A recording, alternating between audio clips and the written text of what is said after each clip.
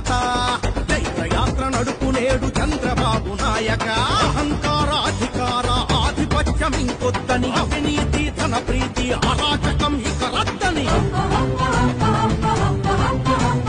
నిజం తెలిసి జై తెలుగుదేశం జై తెలుగుదేశం జనసేన టీడీపీ బీజేపీ ఉమ్మడి అభ్యర్థిగా నాకు ఈ అవకాశం ఇచ్చిన నారా చంద్రబాబు నాయుడు గారికి లోకేష్ అన్న గారికి మరి ముఖ్యంగా సింగనమల నియోజకవర్గ ప్రజానికానికి చేతులు జోడించి ధన్యవాదాలు తెలియజేస్తా ఉన్నాను.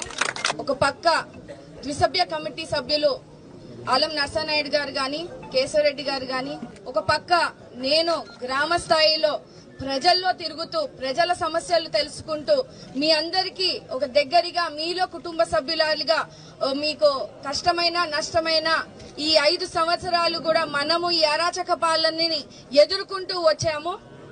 ఎన్నికలు మనకి 30 రోజులు ఉన్నాయి. మోహన్ రెడ్డిని ఇంటికి పంపించేంత వరకు కూడా మనమంతా కూడా కలిసి కట్టుకొని కృషి చేస్తే తప్పించి మనం గెలవలేమని కూడా ఈ సందర్భంగా తెలియజేస్తా ఉన్నాను. ప్రజల్లో మార్పు వచ్చింది కానీ ప్రజలకు ధైర్యం ఇచ్చి మనం ఓటు రూపంలో మార్చుకునేంత వరకు కూడా అహర్నిశలు రాత్రింబగలు వాళ్ళకి ధైర్యాన్ని ఇస్తూ చదువుకున్న యువతకు సంస్థలు లేక రైతులకు నీళ్లు లేక అల్లాడిపోతున్న సింగనమల మండలంలో మనము అభివృద్ధి చేయాలంటే చంద్రబాబు నాయుడు గారు ముఖ్యమంత్రి అయితే తప్పించి ఇక్కడ అభివృద్ధి జరగదని కూడా ఈ సందర్భంగా తెలియజేస్తూ వైఎస్ఆర్సీపీ కేవలము అడ్వర్టైజ్మెంట్ కే పరిమితమయ్యే హామీలు తప్పించి ప్రజల్లో ఎటువంటి సంక్షేమము కానీ ఎటువంటి అభివృద్ధిని కానీ చేయలేని పరిస్థితిని మనం ఇవాళ చూస్తా ఉన్నాము.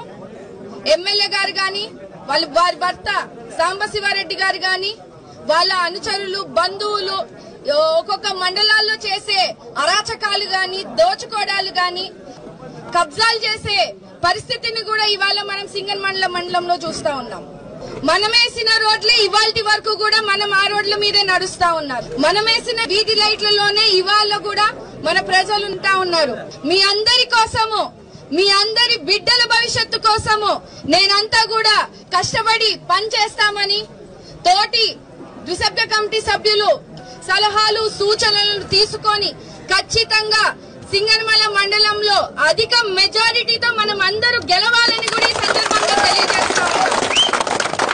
మీ అందరి ఆశీస్సులతో జై తెలుగుదేశం, జై జనసేన.